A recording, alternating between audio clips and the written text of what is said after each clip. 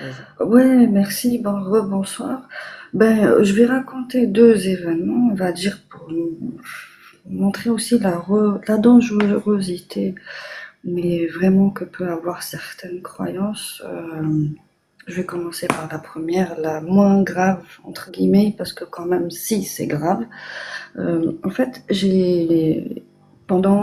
ça fait déjà quelques temps déjà, hein, ça a duré presque une bonne dizaine d'années. J'avais des problèmes de santé tout le temps. J'ai vu des spécialistes, des généralistes, privés, publics pendant longtemps. Personne n'a rien trouvé, vraiment. Et pourtant, j'avais des symptômes physiques très ressentis, très difficiles, très durs, qui m'ont handicapé, bref, sans rentrer dans les détails. Et bon, mes parents, tant bien qu'ils ne soient pas pratiquants, bon, on vient d'un pays musulman, tant bien qu'ils ne soient pas pratiquants, tant bien qu'ils nous ont jamais obligés, moi, je pense que c'est par peine, surtout ma mère.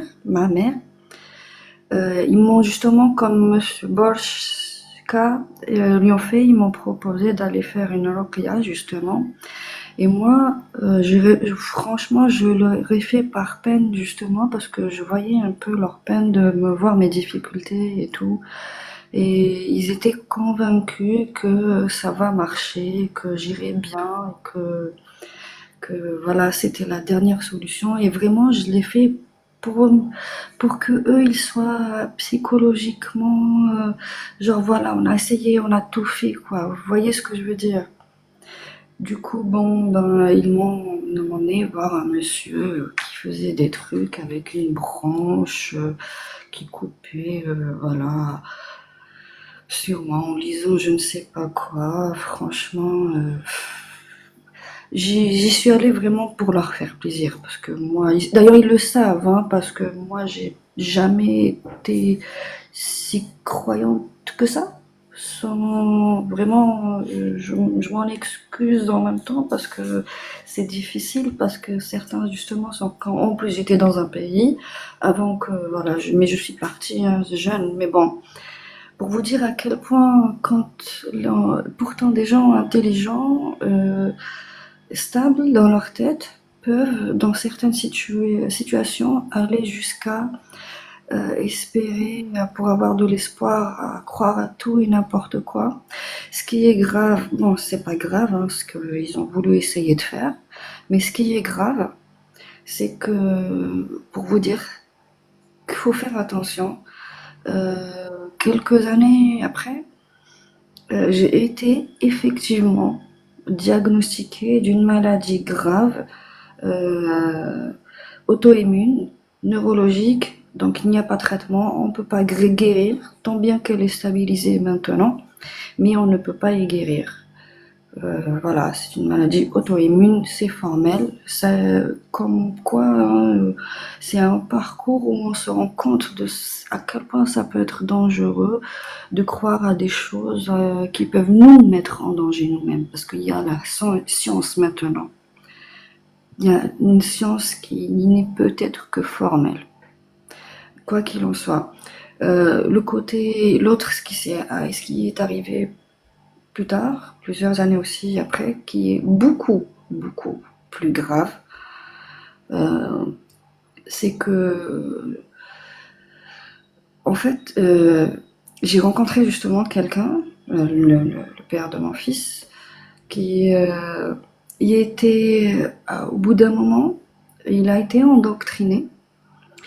Et après, comment dire ça pour éviter de dire des choses violentes ou interdites, il a été clairement endoctriné parce qu'il commençait à pratiquer ce qu'on appelle, comment dire,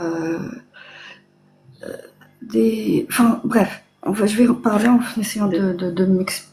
des Je sais pas, j'ai rituels, du mal à. Ben voilà, il m'a ramené un jour un imam à la maison pour me faire des soi-disant yoga.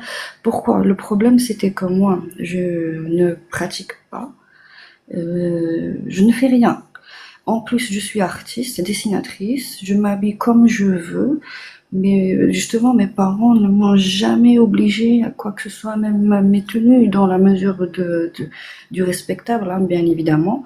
Ils m'ont jamais interdit quoi que ce soit. Un jour, je sortais de la maison avec une robe, ils me disaient, tu ne vas pas sortir comme ça. Je fais, c'est ma mère qui m'a acheté cette robe, et toi, tu veux venir m'interdire. En fait, au fur et à mesure, il a été endoctriné, je ne sais pas, par sa famille ou par la mosquée qui s'est mis subitement à fréquenter, je ne sais pas, je ne pourrais pas répondre. Et au fur et à mesure du temps, les violences ont commencé et c'était c'était plus la même personne. Et toutes les croyances, d'ailleurs, parfois il me mettait des cassettes sur son téléphone, des vidéos sur YouTube d'imams qui criaient fort, qui faisaient des trucs, qui disaient des choses religieuses très horribles sur les femmes et les démons et les femmes ici et ça et le ventre et c'est le démon, etc., etc. Je fais stop, stop, stop, stop, stop. C'est pas ma religion, ça arrête là en fait. Ne remets plus ça. Et en fait, il prenait tous les trucs que moi j'étais contre pour justement les appliquer, pour m'embêter et arriver au moment où pour lui la seule manière j'étais habitée par le démon. Et d'ailleurs, ma maladie, pour lui, c'était le démon qui était en moi, qui s'exprimait via cette maladie. Et on est arrivé à un moment où la seule manière d'enlever le démon à l'intérieur de quelqu'un, c'était de lui ôter la vie, de l'éliminer. La personne, pour que le démon en sorte. Ce qui m'est arrivé m'a valu quasi 1 an d'hospitalisation. Parce que en plus c'est arrivé pendant que j'étais enceinte et que heureusement mon fils est en bonne santé et qu'on s'en est sorti. J'ai eu quand même 2 opérations sous anesthésie générale enceinte et presque 1 an d'hospitalisation. Pour vous dire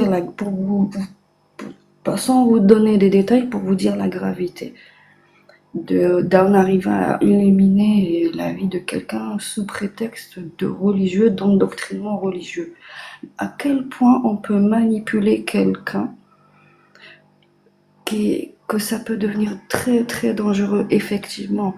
Il ne faut pas négliger. Moi, j'ai négligé ça parce que je ne voyais pas. Je pensais, d'ailleurs j'en ai vu des psys hein, pendant quasi toute l'hospitalisation, hein, j'en ai beaucoup parlé parce que je ne me reconnaissais pas, mon tempérament, mais vraiment c'était plus moi. Du coup l'impact psychologique, même sur la personne qui subit ça, ça peut être grave. Effectivement, ce que disait la dame aussi, parfois on ne s'en rend même plus compte parce que le cerveau, justement, moi quand j'ai été diagnostiquée justement d'une maladie neurologique, évidemment je me suis intéressée à la neurologie et la neuroscience parce que pour moi c'était mon remède pour vivre ma maladie intellectuellement et physiquement en connaissant des choses, comment ça marche, pourquoi et comment les médecins arrivent à stabiliser ça. Mais intellectuellement, scientifiquement, moi, j'ai voulu faire ça comme ça, instinctivement, spontanément, sans réfléchir. C'était moi ma manière de l'accepter et de vivre avec, cool, tranquille. Et pour d'autres personnes, c'est voilà, c'est le démon, il faut faire ci, il faut faire ça. Et bon, bah, monsieur est en prison, je tiens à prévenir tout le monde. Voilà, parce qu'il y a des choses quand même qui arrivent, même en France. Et c'est ça qui est dingue, parce que on se rend compte qu'on a fui quelque chose et on se retrouve avec ce qu'on a fui juste à côté de nous, sans s'en rendre compte. Et c'est ça en fait.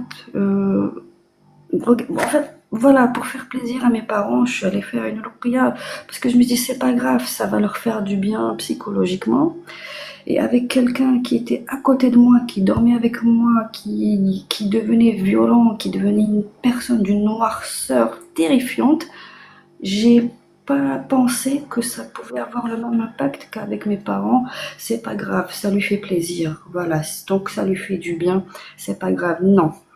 Il y a des personnes, comme disait encore une fois la dame, qui peut avoir des problèmes psychologiques, qui peut être endoctriné, manipulé dangereusement, qui peut atteindre la vie d'autrui. Et c'est ça, moi, le problème que je dis aujourd'hui, non. Je comprends que des gens sont croyants, qu'ils ont vécu, grandi avec, que c'est leur seul chemin dans la vie, leur seul repère, leur seule racine, c'est leur tuteur, la religion. Je comprends, moi, ce qui prennent les côtés positifs de cette religion. Ok, d'accord.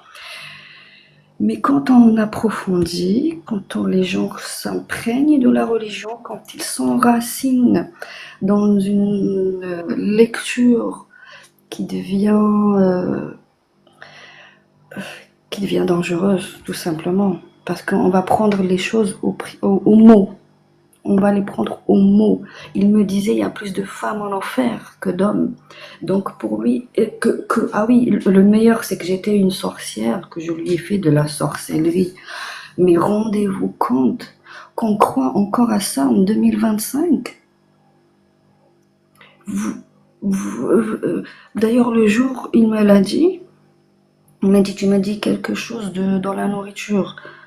Je lui ai juré, je te le jure sur ma vie, plus jamais tu mangeras un plat que j'ai fait et je ne te ferai plus jamais de plat. Voilà ce que tu as gagné en disant ça.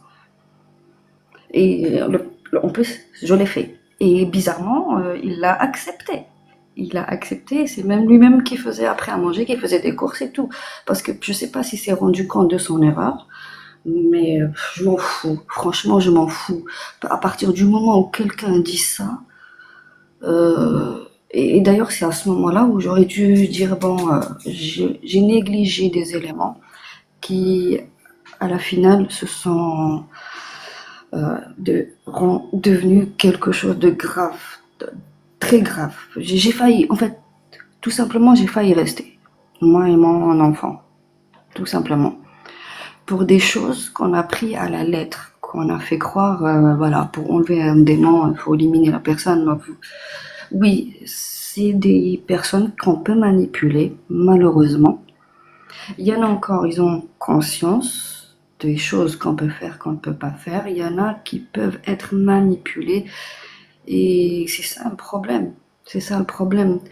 Je me suis posé la question comment faire, comment peut-on ouvrir les yeux, l'esprit à tous ceux qui sont à fond dedans sans se rendre compte de la chose. Et à chaque fois, je repense à mes parents, en fait.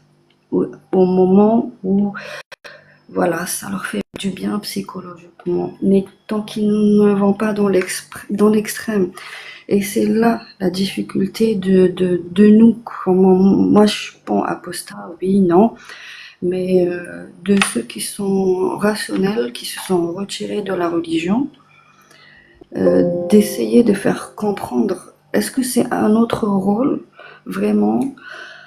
Est-ce que c'est notre rôle de faire ouvrir l'esprit ou bien au contraire laisser croire, mais en sachant qu'à côté il y a un danger? C'est ça le problème. On est justement, vous parliez de politique tout à l'heure, il y en a beaucoup justement des apostats qui sont pris par le parti politique. On connaît, vous le connaissez tous, on va pas reparler de ça.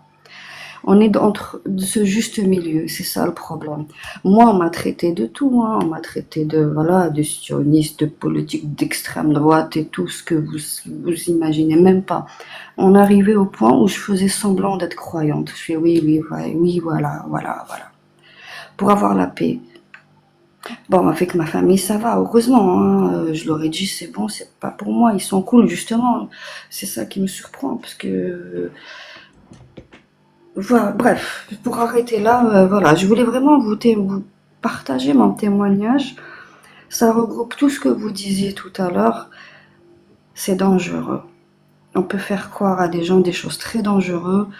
Et j'en ai eu des séquelles, des cicatrices qui me resteront à vie. J'ai même parlé avec des psys comment je vais préparer mon fils.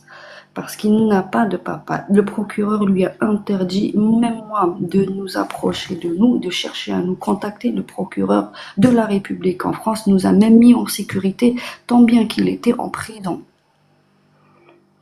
Parce qu'il a un entourage, il a forcément des amis, bref, on ne sait pas jusqu'où les gens peuvent arriver. Pour vous dire à quel point mon fils, j'en ai même parlé avec des psys, pour m'accompagner quand il va grandir et comprendre, il est où mon père? Je fais, tu ne le verras jamais. Voilà, pourquoi? Parce qu'il a fait des choses mal et qu'il y a des lois. Et la loi punit des gens qui font des mauvaises choses, de très très mauvaises choses. Donc, quelque part, le rassurer en lui disant, t'inquiète pas, on vit dans un monde où, voilà, on n'autorise pas les mauvaises choses. Donc, le rassurer en même temps et lui dire, ton père a été le plus horrible, horrible des conjoints, le plus horrible des compagnons. Mais voilà, il y a la justice, t'inquiète pas. Et voilà, du coup, c'est grave, c'est un enfant, c'est un petit garçon et la vie est belle. Je trouve ça dommage qu'on fasse rentrer des gens, des bêtises comme ça, ne serait-ce que sur une maladie, que c'est un démon. C'est triste parce que, au contraire, il faut faire confiance à la science. Et que, comme vous disiez tout à l'heure, maintenant on connaît les choses, on connaît même le calendrier lunaire au millième près de la seconde près, maintenant. Des années, des années, des années, des années. Et on est là encore à attendre de lire les calendriers, de regarder le ciel pour voir si c'est quand le ramadan, quand est-ce qu'il va débuter, quand est-ce qu'il va finir. Moi, je vais sur le calendrier, je leur dis voilà, c'était le jour, c'était le jour. Voilà, Google l'a dit, ils le savent, à quel pourcentage est la lune. Donc, je vais pas m'éterniser trop longtemps, mais Merci pour vous beaucoup, dire, Kawasaki. oui, merci à vous, et voilà, faut juste se rendre compte que ça peut être grave. Autant on peut tolérer, ok, autant certaines personnes peuvent être dangereusement manipulées, c'est tout. Merci infiniment, vraiment. Merci à vous, Merci merci à vous. Kawasaki. Ouais, Kawasaki, merci Kawasaki.